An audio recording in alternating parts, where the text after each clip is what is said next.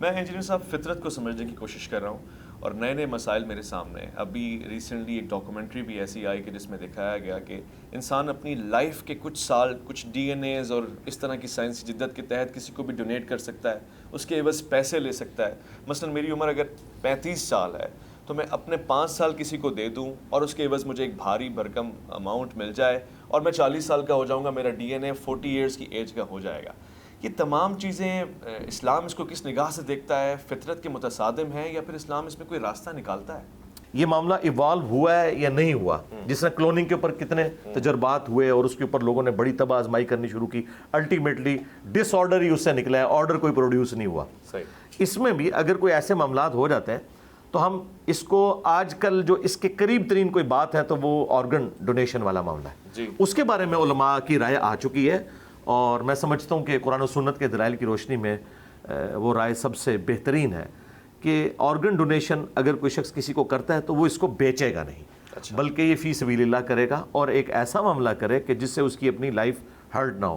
مثلا liver transplant جب آپ کرتے ہیں تو لیور کے اندر اللہ تعالیٰ نے خوبی رکھی ہے کہ جب آپ کاٹ کے کسی کو ڈونیٹ کرتے ہیں کچھ عرصے بعد آپ کا لیور بھی مکمل ہو جاتا ہے اور اس کا بھی مکمل ہو کے اتنا ہی بن جاتا ہے. اس کے اندر یہ یعنی کیپیبلٹی موجود ہے. اسی طریقے سے گردے ہیں, ایک گردے کے ساتھ بھی آپ اپنی زندگی گزار سکتے ہیں. لیکن اگر کوئی شخص یہ کہتا ہے میں اپنا دل ڈونیٹ کر دیتا ہوں یا دماغ ڈونیٹ کر دیتا ہوں تو وہ تو خود جو صحت مند آدمی تھا وہ تو اپنے آپ کو خراب کر بیٹھا. اس کی اسلام میں کوئی اجازت نہیں ہے کیونکہ وہ تو بالکل ٹھیک ہے اپنی جگہ. دوسرے میں جب آپ یہ ساری چیزیں فٹ کریں گے تو اس کے بعد چانسز ہیں کہ وہ اس کے ساتھ کمپیٹیبل ہے کہ نہیں, کیونکہ باڈی تو ریئیکٹ کرتی ہے. تو آپ ایک جو بندہ صحیح سلامت موجود ہے اس کی لائف کو سٹیک میں نہیں لگائیں گے کسی دوسرے بیمار کو ٹھیک کرنے کے لیے. اور یہی ہم اصول اس کیس میں بھی اپلائی کرتے ہیں کہ اگر کسی عورت کی لائف کو تھریٹ ہے تو سب سے پہلے عورت کی جان بچائی جائے گی. جو اس سے پیدا ہونے والا بچہ ہے اس کو سیکنڈلی ہم دیکھیں گے, ابھی تو دنیا میں آیا ہی نہیں ہے نا اور وہ انیشیل سٹیج کے اوپر ہے, اس کی لائف بچانا زیادہ ضروری ہے. تو اس طرح کی چیزیں دیکھی جائیں گی. تو اس میں بھی علماء نے یہی بات کی ہے اور میں اس سے سیکنڈ کرتا ہوں کہ آرگن ڈونیشن فی سبیل اللہ ہونا چاہیے. خواہ وہ بلڈ کی فارم میں ہو یا آنکھیں کسی نے ڈونیٹ کرنی ہے یا کسی نے اپنا گردہ دینا ہے, اس کے پیسے نہ لیے جائیں بلکہ یہ فی سبیل اللہ ہو, اللہ تعالیٰ کی راہ میں. اور اس کی اصل وہ آیت ہے قرآن حکیم میں کہ تمہارے لیے 4 چیزیں حرام کر دی گئی ہیں. اور یہ آیت اللہ تعالیٰ نے سورۃ البقرہ میں, سورۃ النحل میں, سورۃ المائدہ میں نازل فرمائی اور سورۃ الانعام میں 4 جگہ کہ تمہارے لیے حرام کر دیا گیا ہے مردار, بہتا ہوا لہو, خنزیر کا گوشت اور وہ ذبیحہ جس کے ذبیحے کے وقت غیر اللہ کا نام لیا جائے. لیکن ساتھ یہ ہے کہ اگر کیٹاسٹرافک کنڈیشن ہو, تمہارے اندر بغاوت نہ پائی جاتی ہو, حد سے پھلانگنے والا کوئی اس طرح کا ایلیمنٹ نہ ہو, تو پھر اللہ تعالیٰ اس کے اوپر کوئی گرفت نہیں فرمائے گا. یعنی ہے تو حرام ہے لیکن اس وقت اللہ تعالیٰ کی شریعت کا قلم اٹھ جائے گا. اور اس کا کلائمیکس تو یہاں تک ہے 106 نمبر آئے جو سورۃ النحل کی ہے کہ اگر کوئی شخص زندگی موت کی کشمکش میں کلمات کفر بھی بک دے اور دل میں ایمان اس کے ہو تو وہ کلمات کفر کے اوپر بھی اللہ تعالیٰ گرفت نہیں فرمائے گا. ہاں جی, تو یہ وہ چیزیں ہیں جو ہمیں گائیڈ لائنس دیتی ہیں کہ اس طرح کی صورتحال میں ہم نے معاملات کو لے کے کیسے چلنا ہے. تو جو آپ یہ کہہ رہے ہیں اگر بالفرض یہ مستقبل میں کامیاب ہو جاتا ہے اس طرح کا معاملہ کہ کوئی ایسا کرنے میں کامیاب ہو جاتا ہے اور کوئی ایسی سچویشن سامنے آ جاتی ہے تو ہم یہی کہیں گے کہ پھر وہ بیچے نا, ٹھیک ہے. باقی رہا وہ مسئلہ جو قرآن و سنت میں ہے کہ جس شخص کی موت کا وقت آ گیا تو نہ ایک لمحے آگے ہوگا نہ پیچھے ہوگا, تو وہ کوئی کمپرومائز نہیں ہوگا.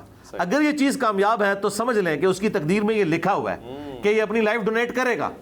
ہاں جی, یہ تقدیر جو بدلتی ہے وہ انسان کی اپنی ایکٹیویٹیز سے, جس طرح بخاری مسلم میں حدیث ہے جو شخص یہ چاہتا ہے کہ اس کی عمر دراز کر دی جائے اور اس کے رزق میں کشادگی ہو تو اپنے رشتہ داروں کے ساتھ حسن سلوک کرے. اب یہ بھی تقدیر میں لکھا ہوگا کہ یہ شخص اپنے رشتہ داروں سے حسن سلوک کرے گا, اتنے سال کے لیے ہم اس کی لائف کو بڑھا دیں گے. یہ حسن سلوک کرے گا, اس کے عوض اللہ تعالیٰ اس کے رزق میں اتنی برکت ڈال دے گا. تو یہ جو ہونے والی تبدیلی ہے نا یہ بھی اللہ کی ڈیسٹنی میں پہلے لکھی ہوئی ہوگی. اس سے اللہ تعالیٰ کا علم کہیں کمپرومائز نہیں ہوتا. ابھی کئی چیزیں ہیں جو آج کے دور میں ہمارے سامنے آئی ہیں جو پہلے تو لوگوں کو پتہ ہی نہیں تھی, لیکن اللہ تعالیٰ کی ڈیسٹنی میں موجود ہے اور وہ اللہ کا علم اس کے ساتھ خاص ہے.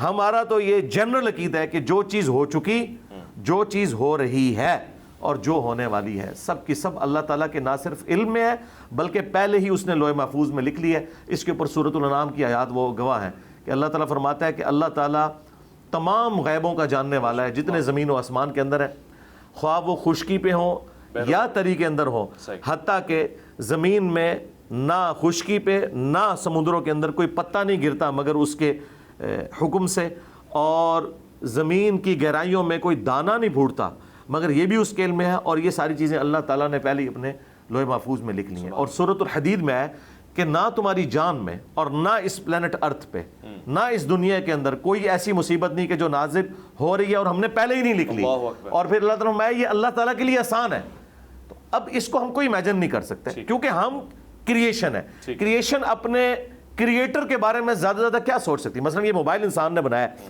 موبائل کس حد تک ایک انسان کے برین کو سمجھ سکتا ہے؟ ڈکٹیشن لینے کی حد تک، بس اس حد تک جتنا ہم نے اس کو رکھا ہے، لیکن یہ ہمیں نہیں جج کر سکتا، ہم تو اسے جج کر سکتے ہیں۔ تو اب کریشن آف دا یونیورس جو ہے یہ اتنی بڑی ہے، تو جو کریٹر آف دا یونیورس ہے سبحان اللہ